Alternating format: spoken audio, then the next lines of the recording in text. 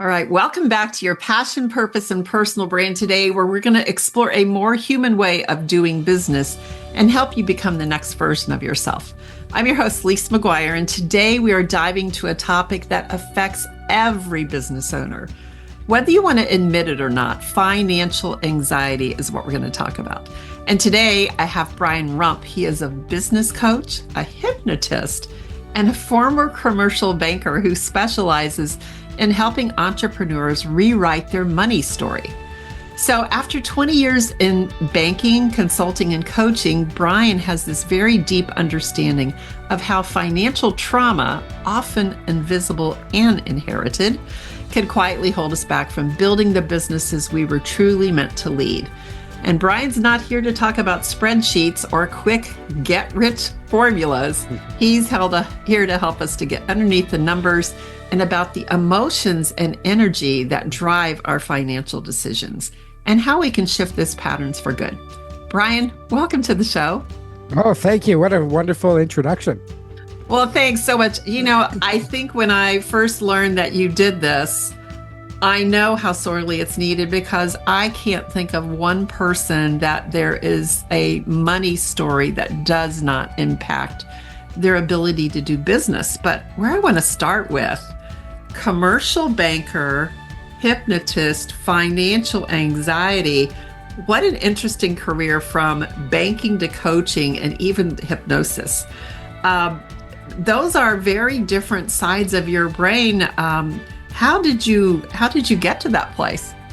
That's a good question, how I got there. I think I've just followed this career journey of kind of getting really interested in money and then probably have not probably, but definitely have my own money traumas and my own money story that really steered the ship as to why I even got into finance and money. I grew up where my dad had a decent job, but didn't seem to understand money. And when I started learning about it, I thought, if kind of only my parents do this stuff, or I could, save them. So I got into being really interested in finance and money. I remember one day in a class where financial management and looking at financial statements just kind of clicked. Mm-hmm. And I could understand the narrative and I could understand kind of how different things connected to each other. So I pursued that to be able to lend businesses money. I left that to work with a startup that was a government grant consulting firm that we just got different government grant programs for different manufacturers and food processors, and kind of evolved from there. Unpacking my own life, my own stuff led me into hypnosis. And you just kind of come to the point where I could see how all of these things are related. And it also comes from a place of frustration where I would watch businesses or business owners really struggle, or they would be doing things that just didn't make sense. And I didn't have the language to really understand why. So I'm just always on this search for that. And, when I combine all of these ideas and work with people, you could really see them start, overcoming some of those money stories that hold them back. You could start seeing them lead their businesses better, be more confident in the decisions they're making. Again, there's no get rich quick element to this, or make everything better and, kick back on the beach and sip cocktails and watch the money roll in. But you can start just feeling a lot better about the decisions you're making, knowing that you're making them for yourself. And there's kind of several simple elements that go into that. Well, what I think is so fascinating too is you bring the credibility of commercial banking, because when we're talking about business, we're talking about numbers, right? So Here we have this very right brain thinking. You said something when you saw those numbers, you saw how it clicked. So you're very right brain, but then all of a sudden we bring in, I heard you say the F word. You said feelings. Yes. You said feelings. So we bring in feelings and we're dealing with numbers. I think that's just such a very unique combination today. Yeah, and it is like we are humans, we have feelings, and even things like if I talk about a budget, that word budget brings up so many things for Hmm. for people. If they look at their financial statements and they don't understand them, which most people don't, and that's okay, and that's common in that I meet so many business owners who got into doing what they do because they're good at it. And they always say something like, well, I've never taken a business class or a finance class. No one told me how to run a business. I'm just flying by the seat of my pants. And they don't have the context to know what some of those numbers mean. So if they sit down with someone like an accountant who's very analytical, they could be explaining things to you and you feel stupid. You feel like your business is a reflection of you. Hmm. And these are just not helpful Right. when it comes to building and growing the business that you want. Yeah, I think that's really true. I think like when you said the word budget, my heart went through my chest, right? Like there was a physical reaction to that. And if you present yourself, if you are successful, which that word can mean a lot of things to a lot of people, but if you present yourself successful, you have business coming in the door. When your finances don't tell the same story, there could be a lot of shame and a lot of embarrassment and just anxiety that comes into that. Yeah, and shame, like financial shame, is something we all just really have to tackle. And my very quick exercise for this is when we get into business, and one of the reasons why it's good to have a business coach or a guide who understands different ways to run a business, because so many people get into running a business and they try to do things based on how they think they're supposed to do it Mhm. or how they should do it. Yes. And the word should, we talk about the should monster, just leads to shame. And part of rewriting our money story is understanding our money narrative. And when this should comes up, we have to find out where we got that from. So Mhm. whenever I hear should, the two questions we ask are based on what and Mhm. according to who. And what you'll get is, and I'll lump everyone together. I call it like hustle bro business coaches. We Yes. don't have we don't have to name any of them, but we all have about five that are probably popping up. And it's like, well, so and so says I should do this, Mhm. and if I'm not doing this, like that means I'm not running my business right, and it just adds this like weight of shame on ourselves that's just unhelpful and not necessary. So we have to, just start unpacking that. Or we look at, if some people love spreadsheets and budgets, and they'll dive into them and they'll overanalyze, but then they won't do anything with it. And other people are they'll go out and do stuff, but they don't want to hear the word budget or they don't want to hear these things. Um, so we have to kind of dig into that narrative and why. And as we unpack that, we can start kind of reframing it so that Mhm. we know if we even need a budget for our business. You know, lots of businesses don't have a budget. I hate to break that to everyone, but I've worked with hundreds and hundreds of businesses. I've lent, you know, probably, $100 million in my time. I was a smaller business banker, so no big deals.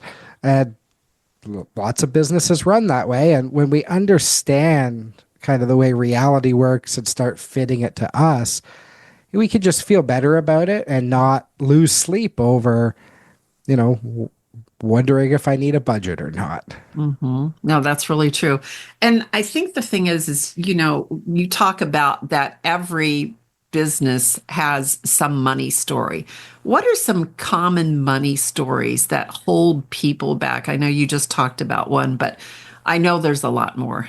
Yeah, so there's Dr. Brad Klons is has a, I forget the name of his book at the moment, but there's kind of some four core money scripts that he's identified that work really well for businesses. And a big one is money avoidance. Mm-hmm. So especially, I would take a guess, knowing a bit about you, a bit about who your audience is. Money avoidance will be a big one for this group, Mm-hmm. where we look at money and we see it as greed, corruption. We might feel undeserving of Mm-hmm. money. We might feel guilty for desiring money. If you're ever somebody who says, "Oh, I don't need a lot. I just need to be comfortable." Mm-hmm. Or, "I'm not in this to make $1 million. I'm in it to do the good work."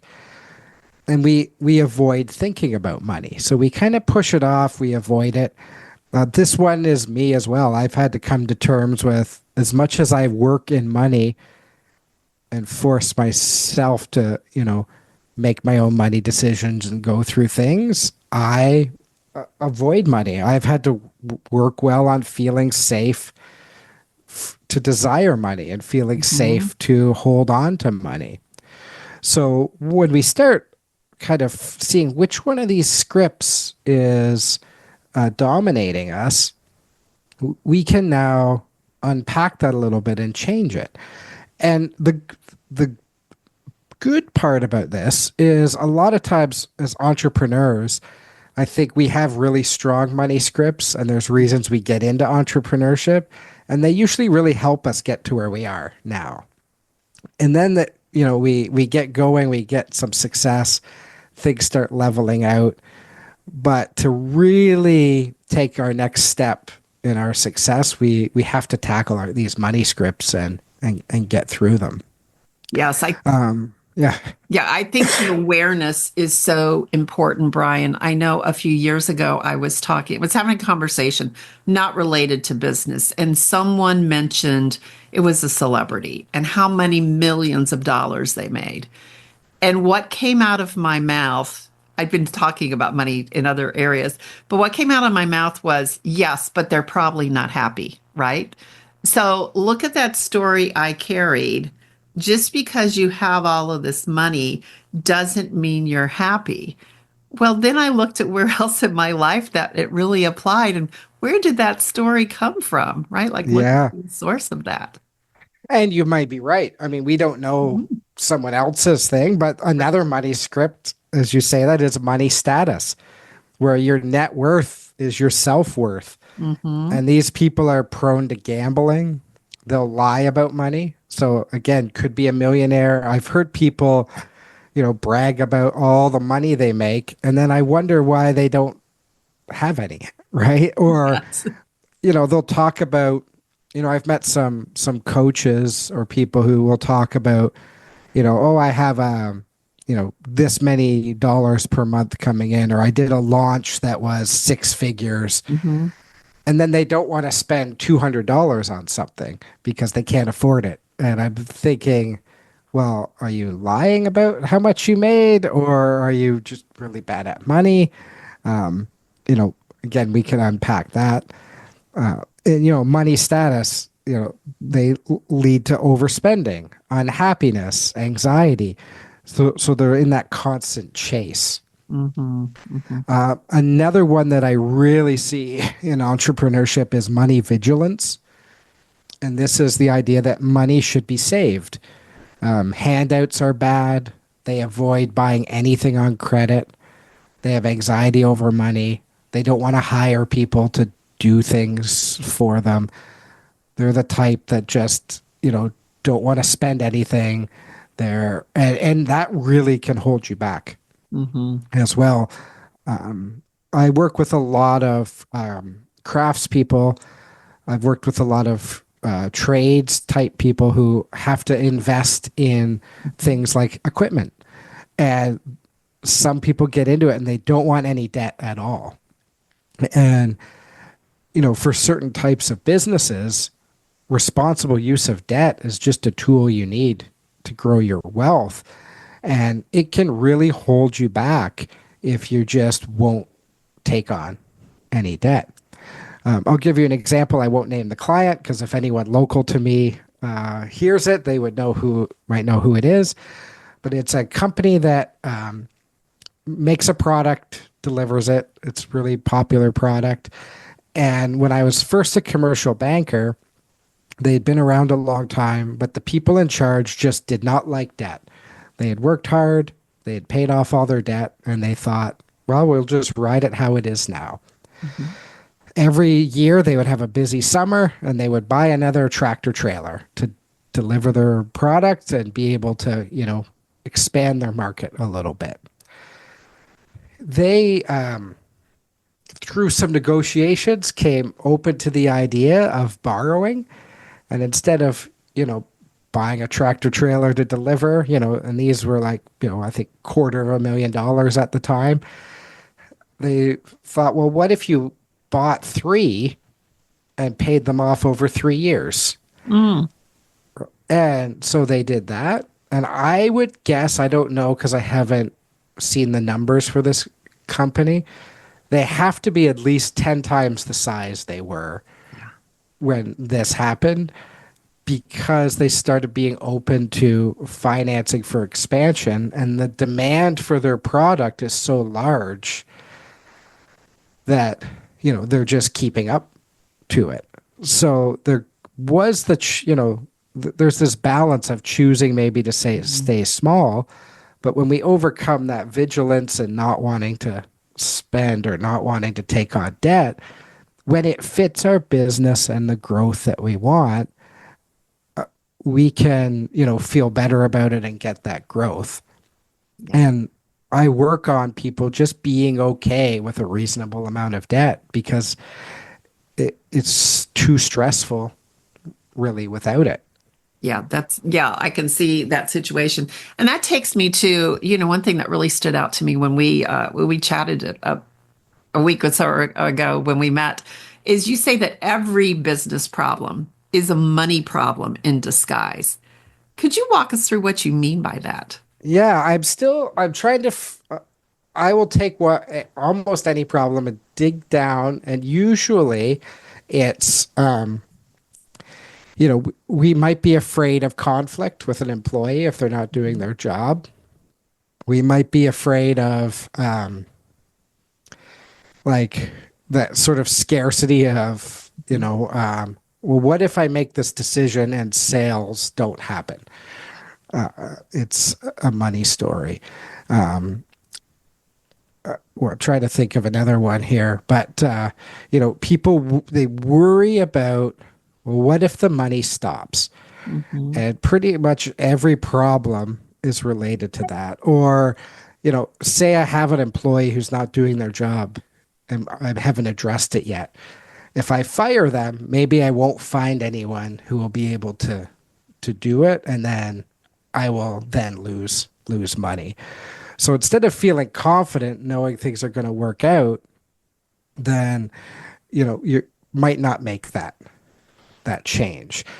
Marketing is another one, and something I want to dive into a bit more is how we make marketing decisions and how we set marketing budgets. And when we're not sure if something's working, really it's because we're kind of afraid to look at the money or the link between what we're doing and how it's going to make money. Yeah, so why don't we, since you brought up marketing and making those Yeah. marketing decisions, why don't you unpack that a little bit more?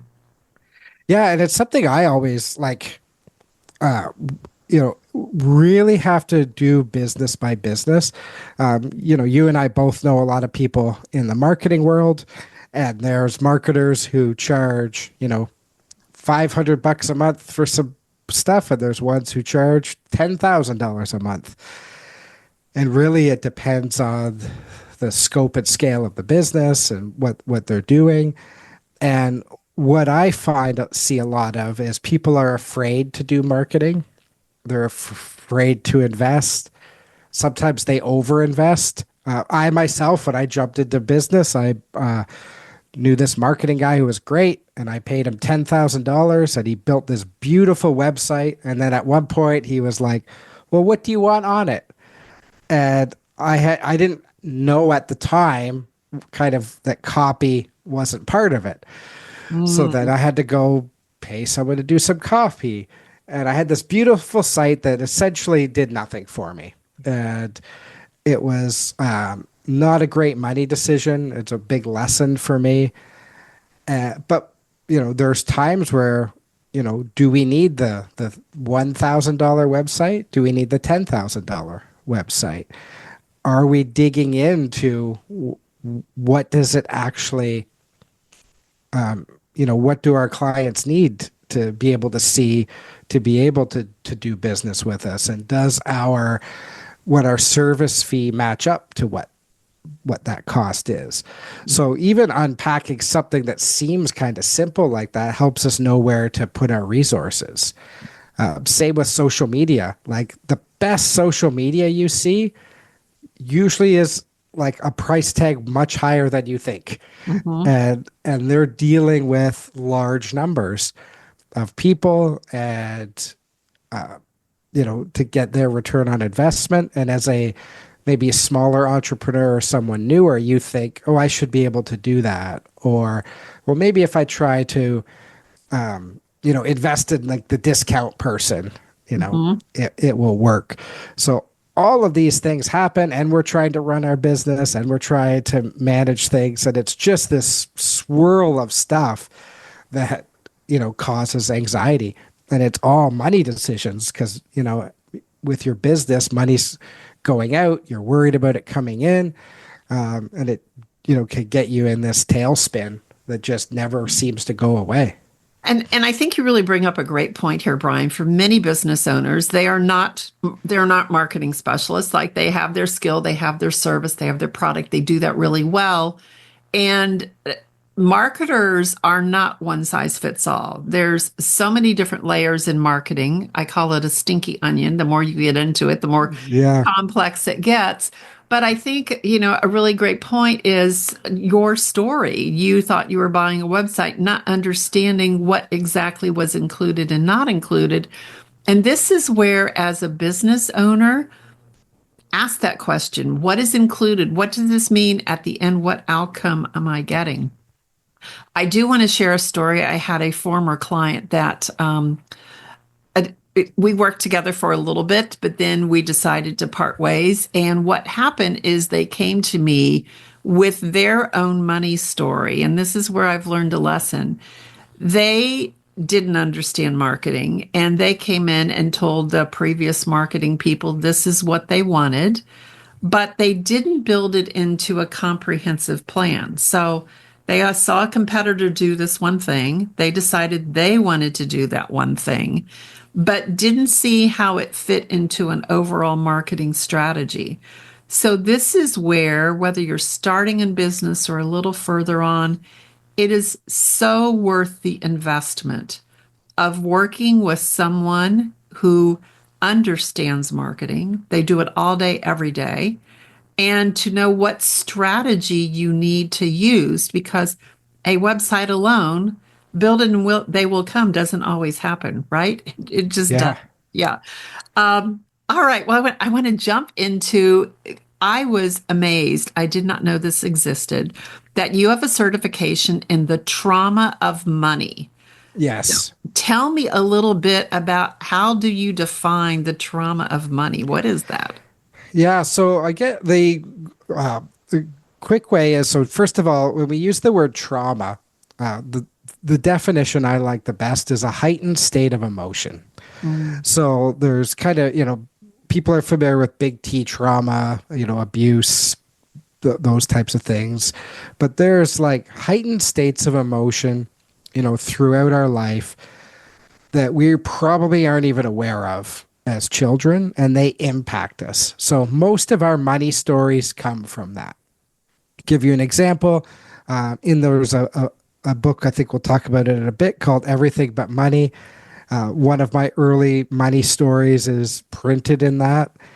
And my money story that got published in the book was my parents had bought me a bike when I was a kid. And all I remember is crying in the backseat of the car because it cost money. And I just felt so awful and that I was kind of taking those resources. So, so much of my own money story can get looped back to that. Hmm. When we experience any these heightened states of emotion, traumas, what we got, what we didn't get, money is always there. So money is like, it's an energy. It's part of our lives, part of growing up. Money anxiety, is there from our parents, you know, going back through generations. There's, money problems. So the trauma of money really is a program and a process that's designed to really unpack that and really help you create your own life. Hmm. So going through that, the trauma of money, learning how all these things show up with money has given me a completely different way to talk about money. I teach economics and finance at a college as well, and just how I teach about and talk about money is almost completely different from going through that, and unpacking our narratives, and then really going through what it is we want, and then making decisions that align with what we want.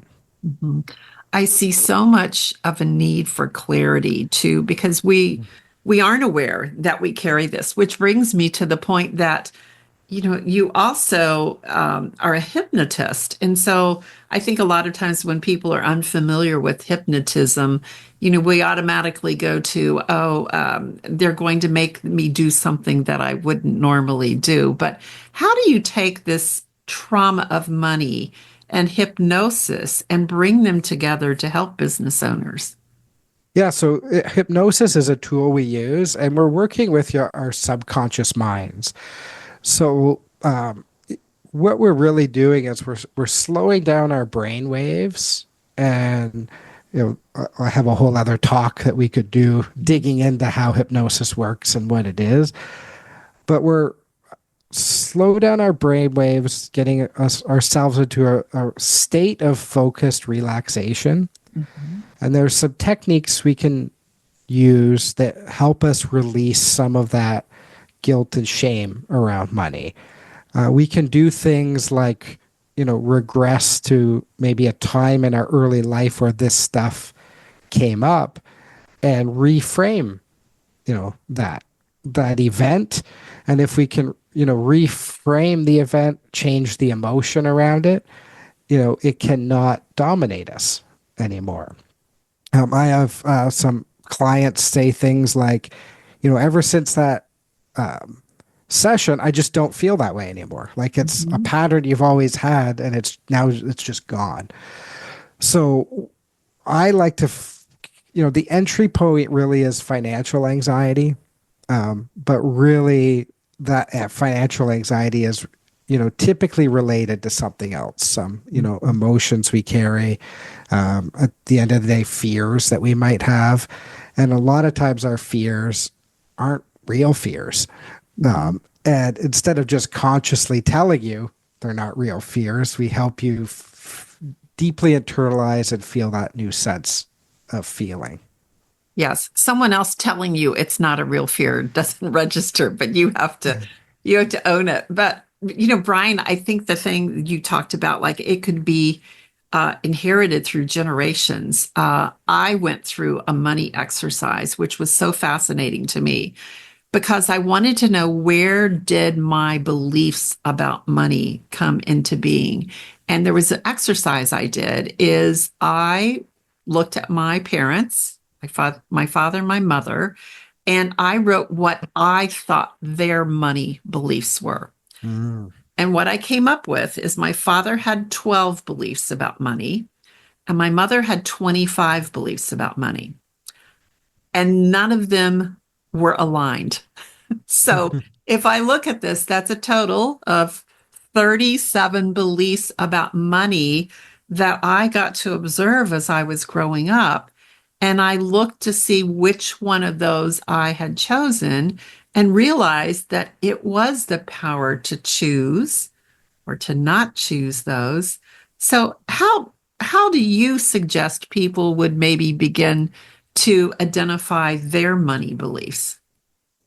Yeah, so often it's just, um, the first step kind of in the trauma of money method is really just noticing like what are those narratives. So that's a great exercise that you did. Uh, if we're not doing a full on exercise like that, Mhm. we could just look at, identifying like what are my beliefs. You can look at where did I get it from. Mhm. You can look at, is it serving me? So that first step really is just that awareness. Mhm. Some things like, I'll use the word expensive. People will say, "Oh, that's expensive. I can't afford that." One of the things I laugh about is everyone has their own definition of what expensive is, or Yeah. what's worth buying, what's not worth buying, and even just becoming aware of like, "Oh, why do I think that?" Mhm. Or things like debt is bad. Like maybe it is bad. Maybe it can be good. You know, understand, try to just, you start with just questioning those things. You can look at, you know, external information that you're given, but maybe things you should do. Mhm. And I'm using air quotes for should. And you could start thinking about, well, why am I being told that? You know, very quickly, something like retirement savings. A lot of people don't have any savings, but the ones who do often save way more than they need to. And usually it's because an advisor or some information is putting this fear of the future into them. And frankly, a desire to not ever let them run out of money because they want more assets to manage and charge you a fee for. Yes. So it really is everywhere all around us. And we could just start understanding like what that is, like where it came from, and then decide like, is this what I want? Mhm. Um, so our next phase, if we were going through that method, is like a visioning and reimagination phase. And this is where we realize like, what do I want in my own life? What is abundance for me? What are the things that I really enjoy? And typically when I go through this with individuals is you realize you just kind of have a bunch of things or live in places that you don't really want. You just like, maybe we're told that you needed to do that. Quick example of that is there's some judgment, depending where you live. Like, I know in the town I live in, like if you're a family, you would never want to live in an apartment building. Like that would seem kind of like lower class.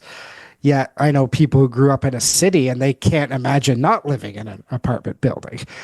Uh, so you could start questioning some of these things and really figure out what does my life look like? What do I want to be doing?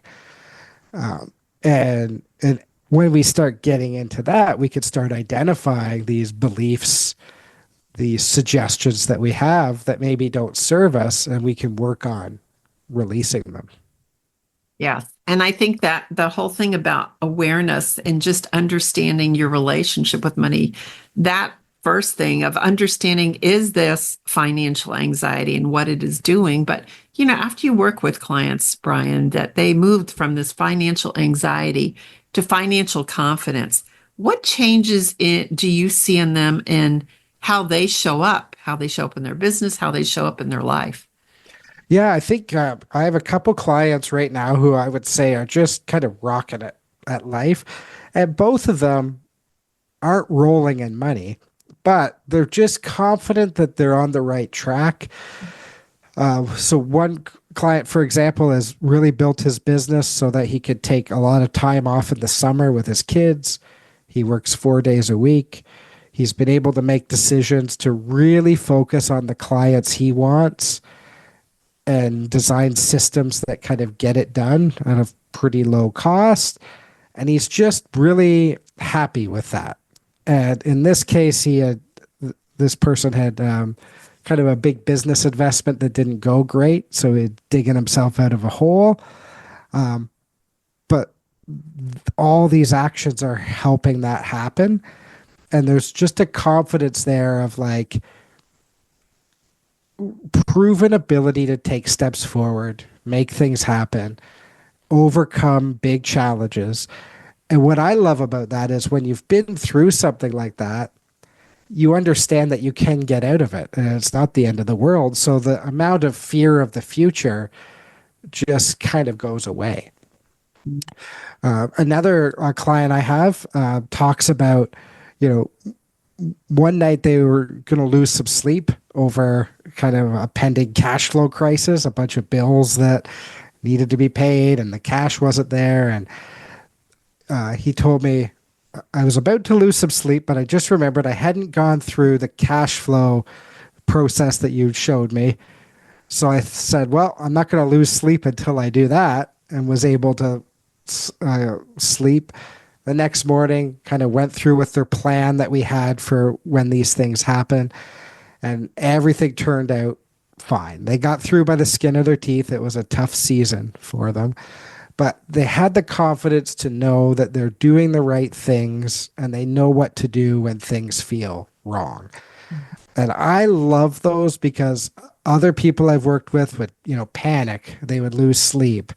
One of the things you probably see in marketing, and that it's this thing that shouldn't happen, but for some reason, some businesses, when the money gets tight, they want to cut marketing. Mm-hmm. And I've seen accountants suggest that too. It's like, oh, well, this number's higher, you know, year over year. Maybe you should lower that by just, you know, cut marketing, or, you know, accountants will want to cut people as well.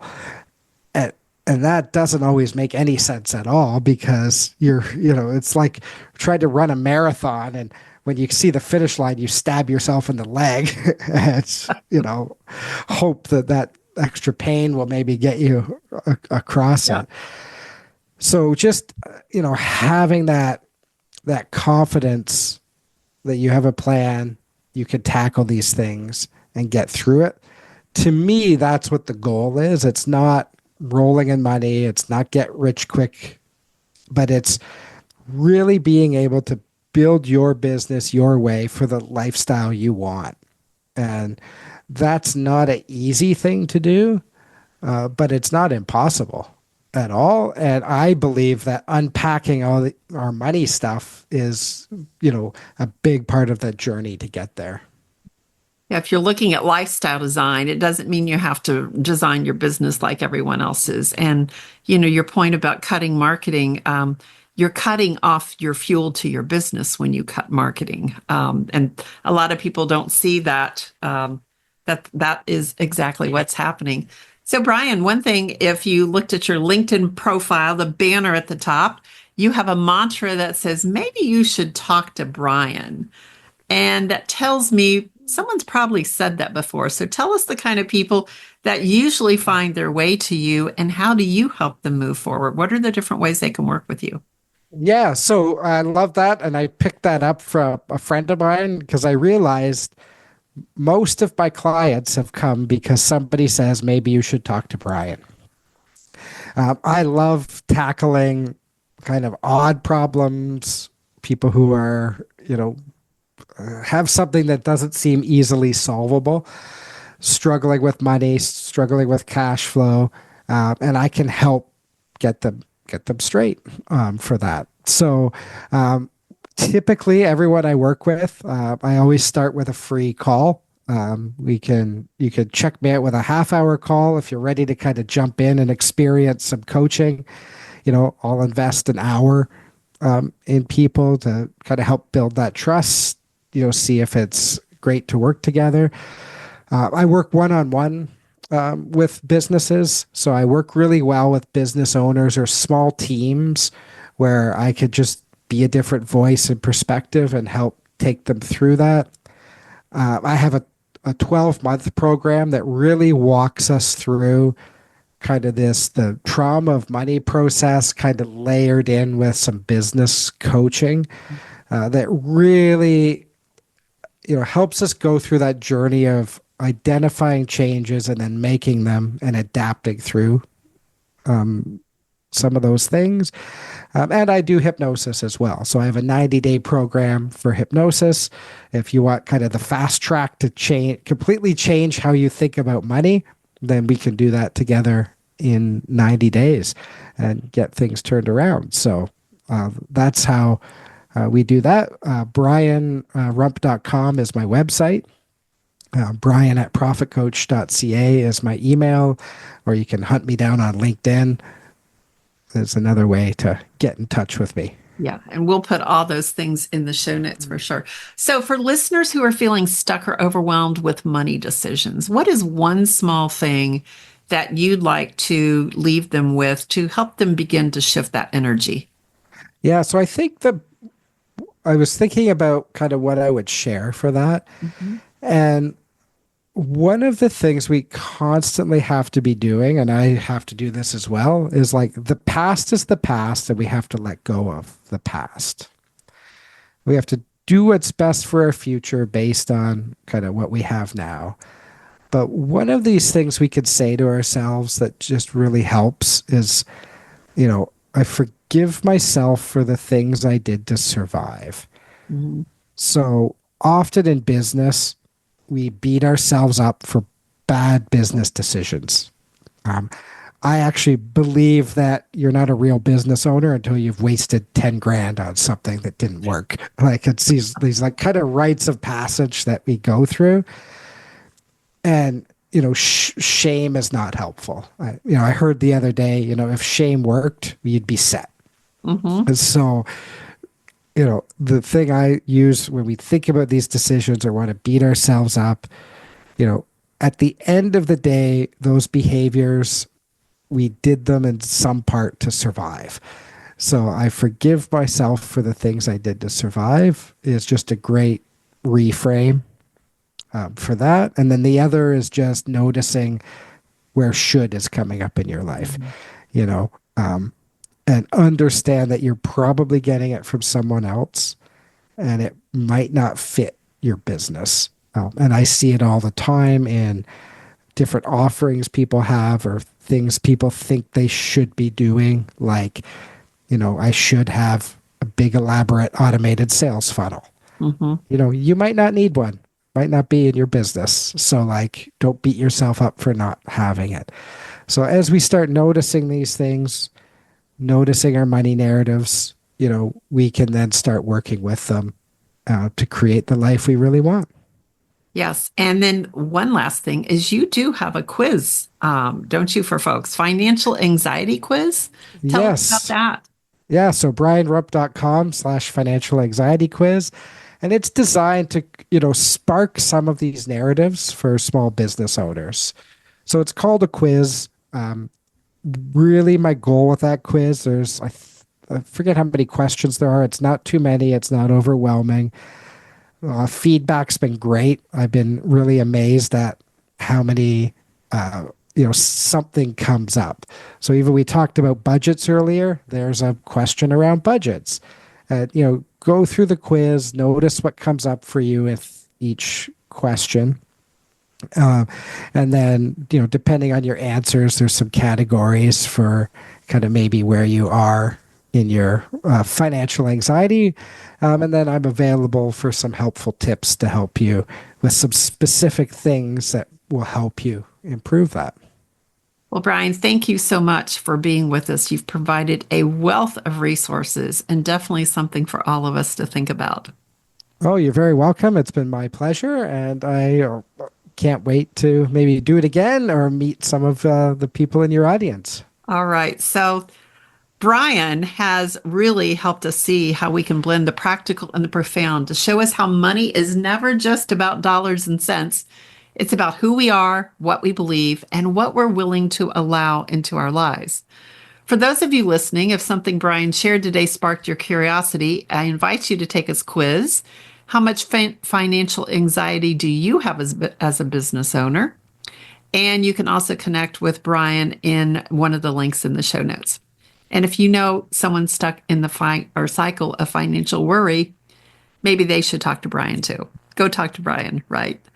So if you're trying to uncover more of who you are and why you are here, you also might want to get on the wait list for my Next Steps to the New You program. It's 75 days with one leap at a time and tools to clear out what gets in your way. And the link for that will be, of course, in the show notes. As always, thank you for joining me here on Your Passion, Purpose, and Personal Brand. If you enjoyed this episode, I would love it if you would leave a review or share it with others. And until next time, I'm Lisa McGuire. Go chase your passion. It will uncover your purpose and lead you on the path to finding your legendary self. We'll see you here next week.